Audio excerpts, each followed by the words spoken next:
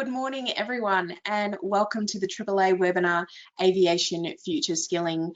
For those who don't know me, my name is Sam Layton. I am Senior Manager, Regulatory Affairs here at the AAA. Now more than ever, it is important that those in the aviation industry are aware of future skilling and how it affects them. Today we will hear from Paschal Summers about the Australian Industry Standards Aviation Training Package Development and how you can be involved and benefit. Paschal will also cover topics such as AIS as a service provider, as well as aviation training and assessment and aviation future projects in the pipeline.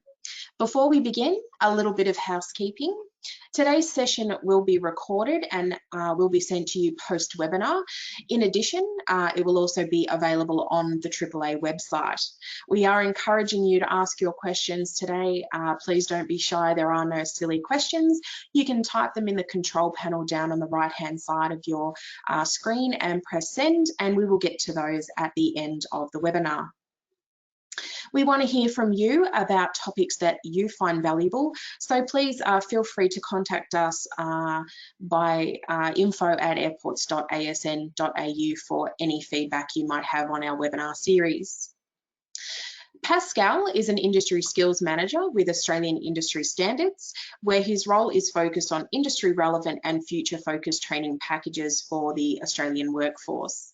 He has a broad professional background in vocational education and training, spanning almost 18 years. Included in his skill range is basically staff training and assessment as well. We do welcome Paschal to the screen and thank you so much for your time today. Well, a very good morning and to everyone on the call this morning. Thank you, Sam and the AAA for having me today on this call, and I'm very pleased to be here. It's a privilege to have an opportunity as an organization, as a representative of AIS, to present what we do and the kind of service we can provide to you, and I hope we can do that today, and we hope we get some questions at the end. So again, thank you for having me, and I had a look at the list of participants today, and it's great to see a few people that I know on the list, and whilst I can't see you, I've read your names, so it is like we've at least said hello. So a very good morning to you. Now, my session today will cover, as Sam said, a number of topic areas. I wanted to talk to you on the about the session today, but a little bit about myself. I started my first career opportunity was in Ireland. So I come from Kilkenny, a country town near the city of Kilkenny in Ireland. And after I went to college, I had an opportunity to join Aer Lingus as cabin crew. So you can see on the bottom right there, it's at my wing ceremony, when we had a wing ceremony, which was fantastic because the Minister for Transport in Ireland presented you with your wings as cabin crew.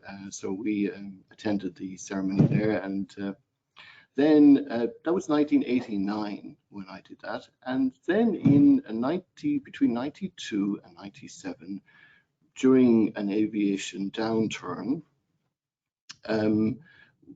during the global, it was actually the Gulf War, and so we were presented with an opportunity to join Japan Airlines for 5 years. So we were on loan to them during that tough time, and so I joined. I was successful in gaining position with Japan Airlines as a representative on their aircraft, as English speakers and customer service agents, to assist the Japanese crew on flights from London. And I really enjoyed that experience, and it gave me a great exposure to Heathrow Airport and operating within the regulations there. And then after that 5-year stint, I came back to Aer Lingus as senior cabin crew, and then I went into operations. So that picture there is with a colleague, and that looks like an Airbus A330, door 2 left, and with my colleague, and I was an operations supervisor in cabin crew ops, and really enjoyed that role. But part of my role was to keep my flying currency up to date. So I would fly on particular flights. So that was my career there. As you can see, one of my favorite experiences was the old Jumbo, the 747-200 series. Goodness, it's moved along since that. And as you can see, a lovely picture there of the west of Ireland, and the Shannon Airport is where I moved to. So I was at Dublin, and then moved to cabin crew ops with Aer Lingus at Shannon Airport. Beautiful Shannon estuary there in the background, and a great time. So I guess in terms of my experience, I'm very passionate about aviation. I'm very home with, it's where my career started. And then having come to Australia, I went into teaching, and I've ended up with AIS and in the aviation portfolio. So I just wanted a little bit about me, really, and to where I've come from. So as Sam said, the session will cover the topics that you see there, and it's a relatively short session to present quite a bit of information, but the topics there are really, more importantly, to present AIS and myself as the Aviation Industry Skills Manager as a point of contact, as a point of service for you in the aviation community in workforce development. So hopefully I can present you with a picture as an avenue of contact, and with, of course, the Aviation IRC to look at queries and in terms of workforce development, where it needs to go. We're at a very pivotal time, aren't we, now with aviation?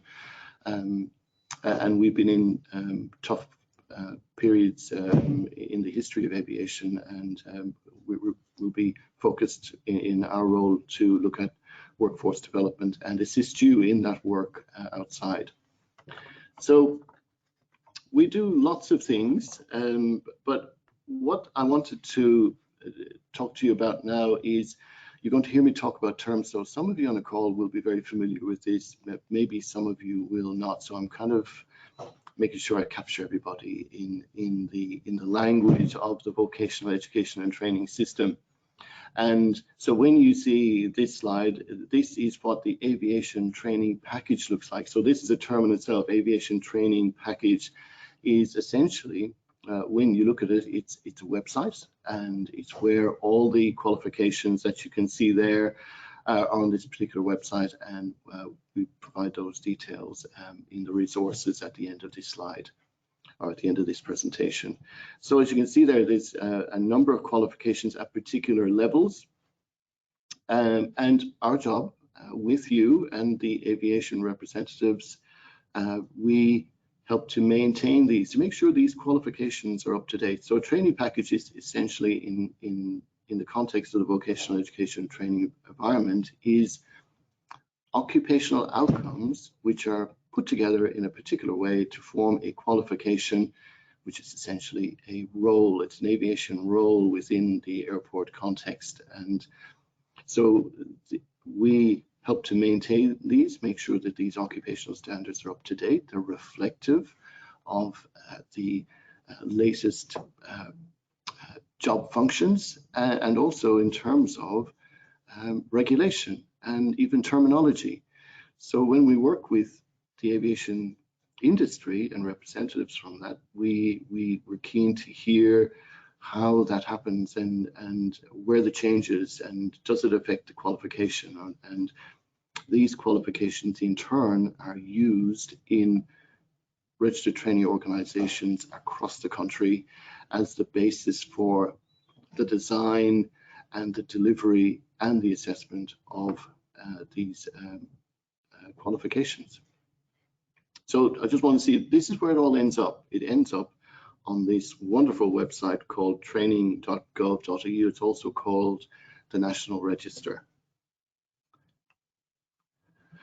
As an organization, our company is one of 11 industry skills organizations, and we're appointed by the government. We're non-for-profit, and we support 11 industry IRCs. So we're essentially work with, my colleagues work with different industry areas, and we work with 11 of them, and they span defense, police, corrections, energy, and public safety, to mention just a few.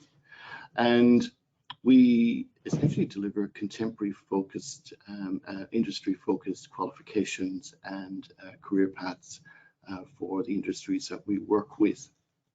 And other SSOs, they look after their industry areas, but our area looks after 11 essentially.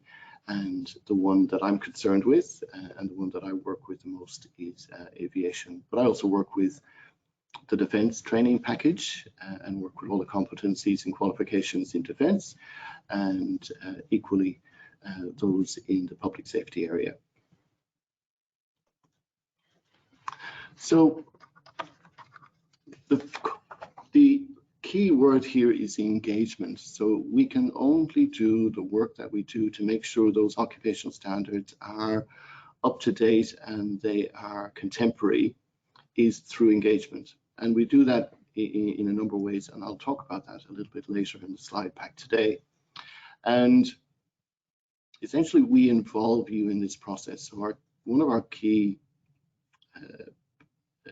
things to do is to make sure that we get involvement from as many people as we can, and that we provide the material that we develop in a way that you can see it and contribute to it. And I'll talk to you a bit more about that and how we do that and how we offer that to you a little bit later as well.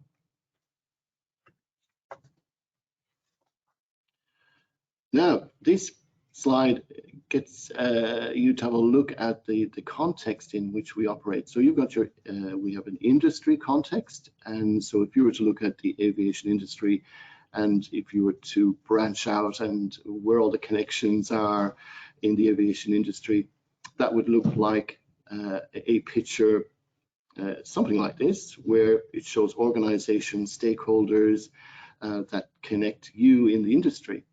Now, it's also superimposed on this, or at the side, if you like, is the vocational education and training sector. So that's the area that we plug into as well. So we plug into the aviation industry and we get a sense of what's happening and the changes that need to happen and the focus areas.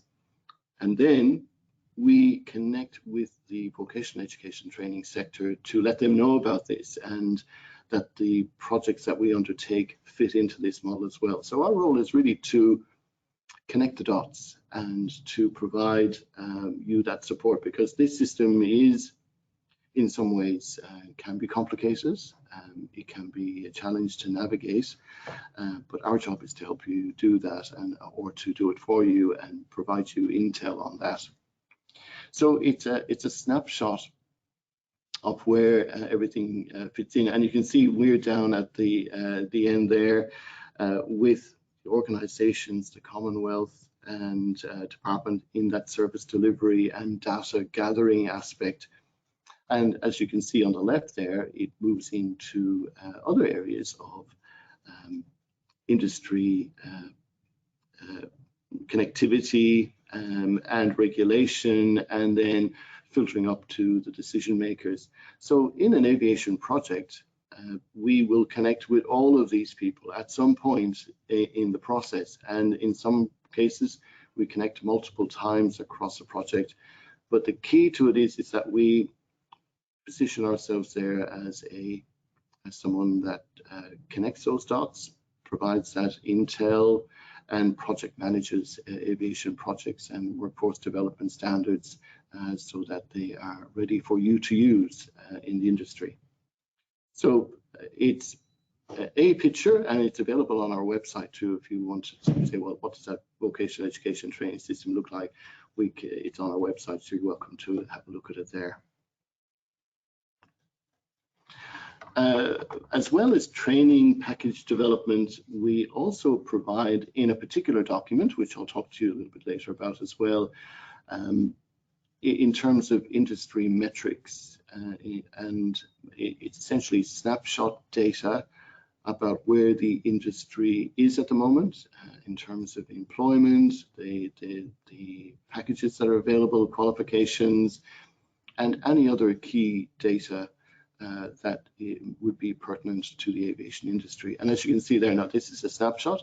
We're actually going to be producing, and we're in the final stages of developing an updated version of this. It will come out as a document that you'll be able to look through from what we can tell are the latest statistics in the aviation industry. And as you can see there, we have on the left, you've got qualifications. We've got 21 qualifications in the aviation industry, 50 skill sets, although that's going to be whittled down a little bit given another initiative where products haven't been used. So where products are not used, no one is enrolling in products, then they get taken off the system and can be re-engaged if necessary. But at the moment we have 50 and 242. Actually, it says 241, but there was a recent addition in a recent project. So we've got 242 units of competency. So if you like, there's 240 odd skills standards for individual job functions in the aviation industry, and skill sets, which are essentially a small component of a qualification. So if you didn't want to do the full qualification, you could do a skill set for a particular part of a role or a role, and then that can go towards a qualification. So there's interconnectivity there as well, where people have that pathway and that building blocks to develop their roles and their capability in a way that meets their needs, meets the organization's needs, and helps the industry. So our our organization is ready to update these very soon. Now, where does it all happen? So how does this happen in terms of training package development? And this chart, which is also on our website, gives you an idea of the cycle of the development in training packages. So how does it happen? So top left, you will see that we have what's called a case for change. Now, the good news is that we have finished a phase where we developed a new product recently for drone operation, and you may have seen that on our website. And so that finalized and that's endorsed, that's up on that national register that you saw at the very beginning. And so that finished a project stage, and now we're actually at the beginning of another phase of development. And we're right at this phase currently where we've developed a draft case for change, which I'll talk to you about in a couple of slides.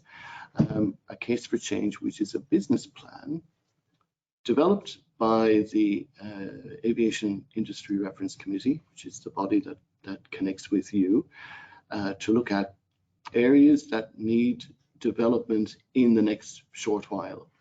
And we're about to submit 4 cases for change for aviation, which I'll talk to you about shortly, which you may have seen, or I hope you've had a chance to contribute to. And we're going to be submitting those this week on the approval of the Aviation Industry Reference Committee.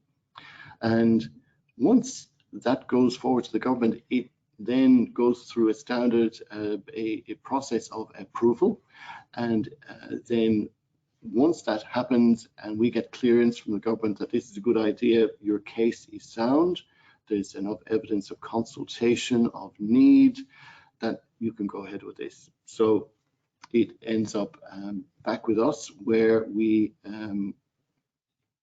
complete our internal governance processes, and then we go ahead with the project. Now that's where you come in at that stage. You actually, if you're registered with us, so if you're not registered with AIS, please do so, because you'll get an alert. This is your first opportunity to engage with that development. So you may have had contributed to the case for change, offered feedback, helped us to tweak it so that it's accurate for the government, and then you get an alert to say, we want to build the Technical Advisory Committee, which is a small committee of experts who will help us to develop the actual materials, whatever that is. I'll talk to you about it in a couple of slides. But the development process happens with you on that committee, and then it moves into, as you can see, bottom right, where the material that is drafted with that committee, and we help with all of that and project manage that you get, if you're not on the committee, you get a chance to have a look at the drafts through that industry package validation and public consultation process. So that's where you actually get a look at it, at the material coming out, and you get a chance to feedback on that, and then that goes back to the committee to have a look at, to make sure it's on par, it's on track, and then it moves forward into an endorsement process where it ends up on that national register that I showed you at the very beginning. That's where that new product ends up on the qualification, the government register for qualifications. And from there, the alert goes out to everybody to say this is done. And if you've been involved directly or indirectly with that development, you can say that you had a part of that. You were involved with that development. It is now that qualification, that unit of competency, that skill set is something you had a part to play in, and that it's contemporary and it's fit for purpose, and it can be used in industry accurately, so that when students leave and graduate from these nationally recognized courses, that you can be assured with good training and assessment practices in place that graduates will leave work ready and will have the latest. So that's really what we want to share with you. You have an enormous opportunity to be part of that voice, to be part of that development. Help us to make sure it is done correctly.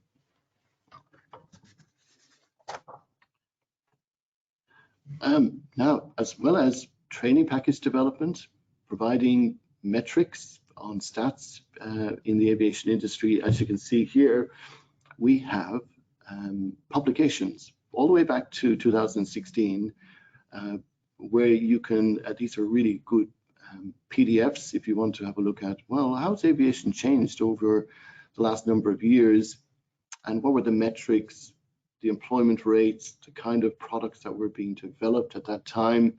And you can actually scan those because they're really quick snapshots of data that you can compare really quickly, and you can get those on our website, and I provide a link to those on the last slide, which you will get, so you'll be able to click into those links and go directly to these what are called skills forecasts. Now, you might have heard me mention before industry outlooks. So skills forecasts are not being developed anymore.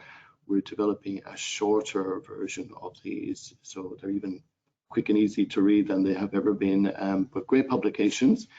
But just to note, you're going to see something a little bit different. It'll be an industry outlook, which will same kind of function, but I just wanted to present these to you to show you some historical data, and that's where you can go and get this information. They're super resources. Now, so how can you be involved, as I mentioned before? So you've got, well, 4 ways that you can be involved with us. Now, the first thing is you have to be registered. So you can register free as a stakeholder, provide your basic details, and just click aviation. Or if you're interested in another training package like public safety or defense, you'll get alerts for those. But in the aviation industry, if you just click aviation, then your inbox is now going to get flooded with alerts. Not that we send out bulk stuff all the time, but the key thing is you are alerted to opportunities. So as I said before, whether it's the case for change opportunity, in that initial business case that you can contribute feedback to that, you can contribute to expression of interest to join the technical advisory committee and be in the front seat with development. But also you can, if you're not directly on the technical advisory committee, you can be maybe that support person. Maybe the technical advisory committee member is a member of your organization or is known to you, and you can connect with them directly. So you can committee member support person And I often, when I'm working with technical advisory committee members, my key point to push with them is, make sure you reach back, connect with your colleagues, your networks, your associations, tell them what you're doing, because often information does slip through the cracks and people don't know. And so it's reliant on you to spread the word. So Case for Change, Technical Advisory Committee, support to that committee. But if you're not there, you can also, if you're registered, be alerted to when the products, the draft products, are actually out on public consultation. And there are 2 rounds of that. We're obliged by the government to conduct public consultation in 2 2-week segments. You get 2 weeks twice to have a look at the material and provide feedback, and to make sure that the Technical Advisory Committee and ourselves are on the right track, that we're doing the material justice, that we're updating correctly, and the more information, because sometimes in my experience working with aviation products is it was a key component of feedback from the public consultation that changed something quite drastically and can influence, even the Technical Advisory Committee will admit, I never thought of that. That's so important. That's a key thing, because all of these products have to meet national expectations. So it's important that we get everybody's inclusion in this. So it's a great way to register with us, stay informed, you stay up to date, and potentially have a front row seat or a connecting seat to the product development.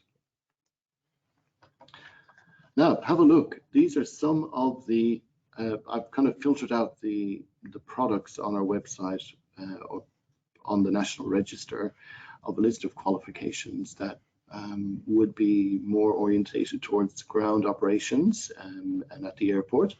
And as you can see there, it provides a pathway. So someone can actually do a foundation, Cert 1, and do the basics in aviation, maybe through a school-based program, and then move into maybe a particular area, but you've got Certificate 2 in ground operations and service, you've got Cert 3 in Cert 2 in transport security protection. I worked on that project myself. I really had a fantastic experience working with some of the people on this call with organizations to develop the 3D tomography screening machines and the training that needs to happen for screeners at the airport to have the latest training on that new equipment.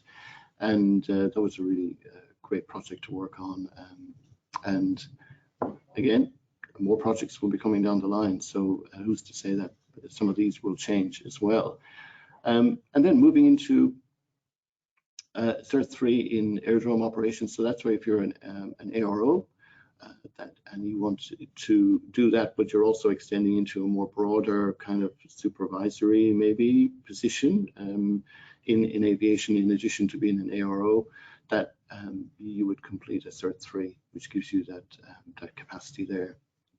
And a number of organizations, training organizations, provide that insight into where those training organizations are and who's delivering these particular qualifications. And Cert 3, then going into Cert 4. Now, we've recently developed a Cert 4 in aviation supervision, and one of the cases for change is that we've only just done this one, but the Cert 4 aviation flight operations supervision is being deleted, which is a shame, because when I worked at the airport, it was a role in flight ops supervision, but unfortunately nobody was using it, and the government have seen in the last 3 years nobody has enrolled into the Cert 4 in flight ops supervision, so it's been cut from the list. And but I'm trying to, with the Aviation IRC, we want to try and save it actually and pop it into this qualification as a stream, and so that we can protect it. And actually, when those 2 qualifications, flight ops supervision and aviation supervision, when you actually popped one on top of the other, there were a lot of synergies between the two, and everything that was kind of left on the outside, those work tasks, were kind of would house into a nice little stream of its own for flight ops. So if you have a look at that qualification, you can see the existing streams, but the idea is to add a fourth stream to that particular qualification. And then you can move into a diploma if you want to be in aviation management, and that's a great qualification as well. Now, skill sets. So talking about qualifications, which is a set of core and electives which meet a particular job role. So if you want to be a ground ops supervisor, you do the aviation supervision. So it subsumes a role, and the activities all within that role. But if you're only doing a small component of that, let's say just the airdrome reporting officer skill set, then the units in that Cert 3 are then taken out of that. They're packaged up into a neater little bundle called a skill set, and that you can undertake that and not necessarily the full qualification, but do enough that it would meet the requirements of that particular function at the airport. And a little bit, it's more segmented, and then if the person who undertakes that skill set with a particular organization can then elevate and move on to, and they won't have to do that training again. So they take those units forward and get a credit at the training organization and continue on to become a Cert 3 and do that kind of supervisory training as well, and develop new skills, more development for that person to pathway into other areas. And there's some of the skill sets, it's not all of them, but I picked out the ones that would be pertinent to ground operations. But as I said, there are 50 there. 13 of them, unfortunately, are going to be cut from the list because they're not needed, and but we can re-engage those in future cases for change. I'm hoping so.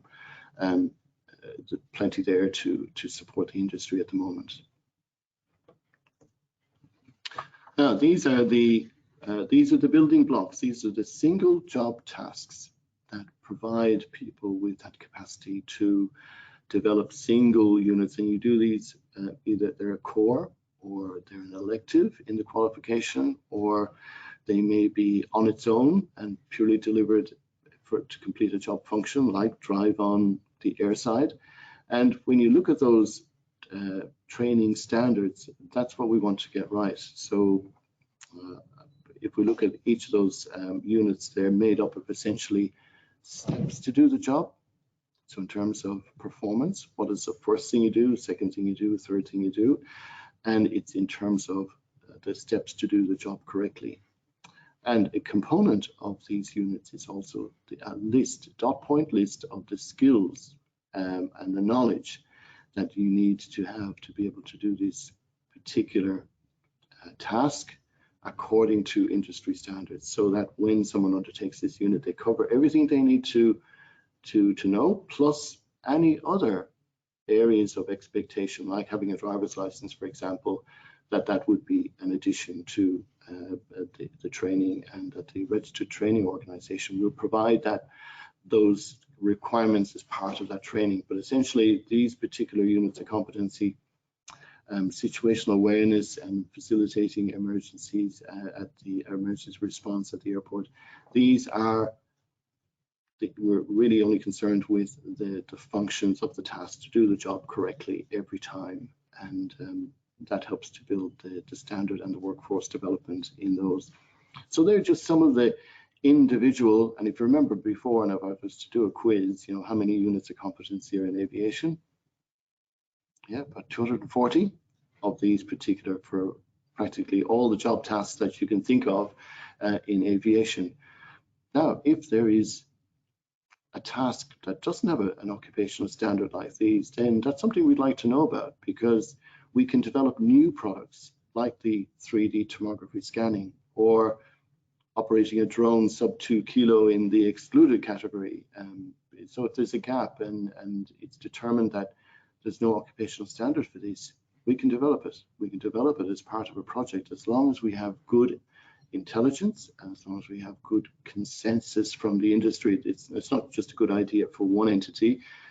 If we can try and get consensus, then our case for change for the development of new products is strengthened, and then we will get approval to do it. And then it goes onto the National Register where you can use it for workforce development. Now, what's coming down the line? Now, if you're registered with us, you will have seen the case for change in draft already. And I'm very pleased to say that during the consultation process, and we sent this material in the case for change, which is the business case essentially. This is what needs to change. Here the industry needs. This is what we feel the industry is telling us, and that the Aviation IRC is looking for your support on. What's coming down the pipeline. So 4 cases for change. I hope you got to see them. They are going forward this week, in fact tomorrow, and they're looking really good. And I'm really pleased to say there were, I know it doesn't sound like a big number, but there were 11 responses with really good responses to the survey that came with the products. And just if anyone is on the call that made those suggestions, rest assured we're looking at those in terms of the support that you provided for these, but also you provided a lot of information which was really interesting for us to take back to the Industry Reference Committee and explore that, the support for this, but there was also commentary on something else. And these are things we'd like to maybe talk to you a bit more about, or that we will research on your behalf. And who knows, but that's part of our job. We will collate that for you and support you. So air traffic control is getting a look at new technology, and it hasn't been looked at since 2015. So things have moved on in air traffic control. And so one of our and we've got support from stakeholders is that, yeah, that's a good idea, and to look at that diploma. So that's going to be really interesting. I'm really looking forward to working with the Technical Advisory Committee. I'm hoping this will be approved by the government. Air traffic control chief remote pilot in the drone space. So with the explosion of drones in all capacities of industry work, we need leaders who will that operational leadership, and who can look at the risk management factors in a drone crew and provide that support, and it's something that is needed in the industry. So we've had good support for that too. Nobody said no, which was good. And so that's going to be really fun to work on that project. I hope I get to work on that project with drone pilots and chief remote pilots who are already out there, and this will provide a credential for them to have, and then who knows, something else maybe later, but we'll wait for you to tell us what that is, and we'll work on it for you. Aviation supervision, so I mentioned that before. The flight ops supervision Cert 4 is going to be deleted very soon. I'm hoping with the support of the Aviation Industry Committee that they've also supported this, that we're going to try and save it. In that the qualification will go, but we'll add it as a 4th stream to this aviation supervision, which already has 3 streams for aerodromes and also for cabin crew who haven't had a supervisory qualification. So they will have a Cert 4 as well, but we're hoping to put the flight ops stream in there as well, so that people can exit with whatever they want within the 1 qualification. And that's been a really exciting initiative, so I'm hoping that goes well. The Diploma of Aviation Commercial Pilot, now there were that's going to be a smaller project, but an important project, because there were some changes recently to regulations related to spinning, and so there have been changes to the MOS, and so we need to tweak the wording in about 3 units of competency in that project to make it fit for purpose. So we're looking forward to working on that project. So they're the 4. What I'd like to say though is that these are 4 that are going up now for the next government meeting in June. But what I'd like to emphasize is that this isn't the end of the story. Cases for change can pretty much happen anytime. We can raise these, again, if we've got enough of you saying the same thing, or even one person saying one thing and we research it, if it needs to be a case for change, and I know that there's some interesting proposals and ideas that are bubbling away in the background, but they can be raised anytime. That's the beauty of a case for change. That document can be raised as long as it gets approval from you, and we take it forward to the IRC, then we can put it forward for a change, and that cycle starts again. So that is essentially the presentation for today. I hope I've given you an insight into that the organization which is in the background, that we are connecting the dots. We're here to serve you. We're here to provide you with that support. We're here to help with the project management and the data gathering, and to make sure essentially that we provide that structure for workforce development in aviation moving into the future. And I hope that we can contribute to that. And I look forward to hearing from you. You know, you're welcome to give me a call, and my details are on this slide, but also on the website, on the AIS website, where you can also call me direct, and I'm very, very happy to talk to you or speak to you, or as individuals or as a group. And I look forward to hearing from you, and the journey continues, the story continues. So we're here to serve you. And last but not least, a list of links, easy clicking for you to click into some of the things that I mentioned in my slide today that you can have a look at. Thank you very much, everyone. Thank you so much, Pascal. Fascinating topic, and it's really great how industry can get so involved and make that shift towards change. So thank you for your time to present today. We do have a couple of questions, if you wouldn't mind. Sure. This member asked, where can I get recent data related to the aviation industry? Right, yeah, great. And there's sources everywhere on data for the aviation industry, but and you can access those, Google search. But why do that? You can actually go to our document, and our industry outlook is actually been. I've had a look at the draft. It's looking really good. It's a snapshot of the industry, and that will be available on our website. And if you're registered with us, you'll get an alert to see that that's out, and it's a little quick snapshot of the industry. It's some metrics across a range of data items, and you can have a look at that in the industry outlook. Coming soon. Thanks, Pascal. Another question, how are cases for change generated? Well, a case for change can happen, Sam, in a range of ways. So sometimes it's the Industry Reference Committee, the Aviation Industry Reference Committee, can alert us to something that we will research on their behalf and find out a little bit more about it. Sometimes the case for change can happen because of a group of industry people, like on this call, who will get together and say something needs to change here. We have found this in the way that we're working, that standards don't quite align to this, and it could be, something as simple as a terminology aspect that's causing an issue in the delivery. So we want to make sure that's correct. So items and issues like that which are collated and have strength, we can raise that with the Industry Reference Committee and produce the document, the business case, which you can have a look at and say, oh, you got that right. We'll submit that to the government on your behalf.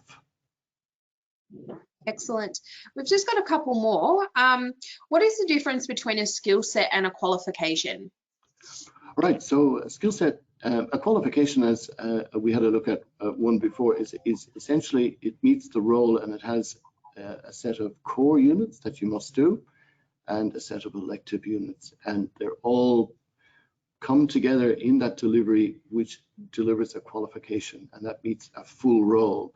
A skill set is a specially packaged group of those units. So you're not doing the full qualification. You may not need it, but you do a particular skill set which meets a particular function of your role, and that you just do that little bit. And then if later you want to do something more like an ARO, and you want to move on and you want to be a supervisor Cert 3 in ground ops and service, you can do that and tag it on, and you don't lose anything because you can get a credit transfer for what you've done already and continue your path into other qualifications. Thanks, Pascal. In terms of something like an ARO skill set or qualification, how does that work considering there is no legislative backing or requirement for an individual to have ARO training? How could an individual convince, say, an employer that this is something worth doing? Well, I think that's great to have that conversation, and so what we can do is that the standards are there, the occupational standard is there, and we make sure that that's correct so that people are doing the functions of an ARO according to those single units of competency, and there are a number of them in there, and we want to make sure they're correct, and that it's about opening that conversation, because what we'd like to see is that those skill sets or a qualification links to a license, and that's something we can push on your behalf, but it's good to open up that conversation. Excellent. Thank you so much, Pascal. That's the end of the questions. So once again, I would really, really like to thank you for your time today. I know there is a lot of preparation in publishing and drafting a presentation to give to industry. So we really, really appreciate you doing that, giving your time to the AAA. In addition, the AAA does actually sit on the Industry Reference Committee for Aviation. So there is that link there as well. So we'll make sure that we keep our members updated of any outcomes or any developments.